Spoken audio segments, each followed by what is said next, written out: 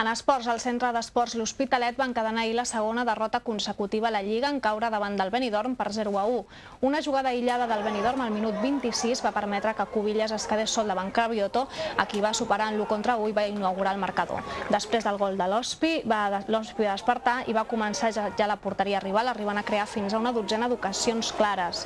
Malgrat tot, el pal i el porter del Benidorm van evitar que els riberencs aconseguissin el gol de l'empat. L'Hospi només ha sumat un punt en 3 partits i és el cuer del seu grup de segona B.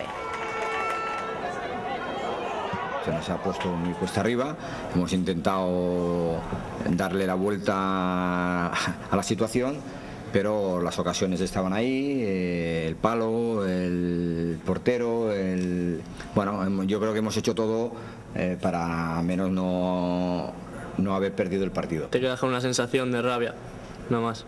Ves como tú estás todo el rato atacando y apostando por el fútbol y ellos llegan una vez y te la clavan. La diferència entre categories, supongo. Sembla que no pugui ser, no? Que no haguem ni puntuat. Però, bueno, això té el futbol, no? Si no marques, no guanyes i no sumes.